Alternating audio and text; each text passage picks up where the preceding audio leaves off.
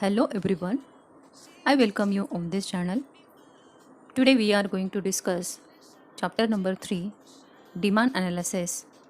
In this video we will talk about the definition of a demand. You have been already studied the concept of utility in the previous chapter. Utility may generate a desire or need to have a particular commodity, but utility on its own cannot be generated demand for a commodity. आपण या अगोदरच्या धड्यांमध्ये उपयोगितेच्या संकल्पनेचा अभ्यास केलेला आहे. उपयोगिता मागणीचा आधार आहे. विशिष्ट वस्तूमध्ये असणारी उपयोगिता इच्छा निर्माण करते, पण उपयोगिता स्वतःहून वस्तूला मागणी निर्माण करत नाही. मागणी याची व्याख्या आपण या धड्यामध्ये अभ्यासणार आहोत.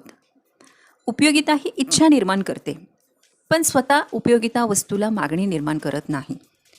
आणि मागणीचं विश्लेषण हे उपभोक्त्याच्या वर्तनाशी संबंधित आहे. It is a concern with a consumer behaviour.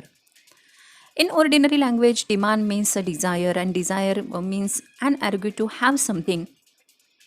But in economics, demand means a desire which is backed by willingness and ability to pay. For example, demand means, if a person has a desire to purchase a television set but does not have adequate purchasing power, then it will be simply a desire, not a demand.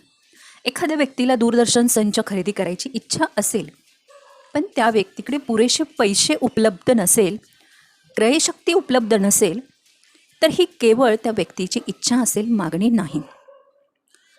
म्हणजे थोडक्यात आपल्याला काय सांगता येईल, demand is an effective desire, so all desire are not a demand.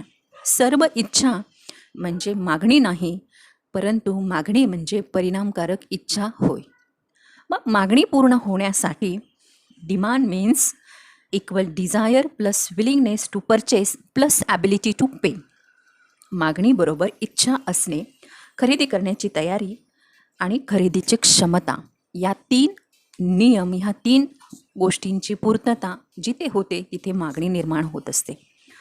म्हणजे हे उदाहरण आपण इथे बघितलं की एखाद्या व्यक्तीला टेलिव्हिजन घ्यायचं आहे. म्हणजे if a person has a desire to purchase a television set, purchase a radio, purchase a motor bike, but does not have adequate purchasing power, then it will be simply a desire, not a demand. For the demand we need desire plus willingness to purchase plus ability to pay. मागणी पूर्ण होण्यासाठी इच्छा असणं गरजेचं आहे, त्याचबरोबर खरेदी करण्याची तयारी असणं गरजेचं आहे, आणि प्लस ॲबिलिटी टू पे, खरेदी क्षमता असणं गरजेचं आहे. Look at the definition means demand is an effective desire, all desire are not a demand. सर्व इच्छा म्हणजे मागणी नाही, परंतु सर्व मागणी म्हणजे परिणामकारक इच्छा. This is a definition of demand.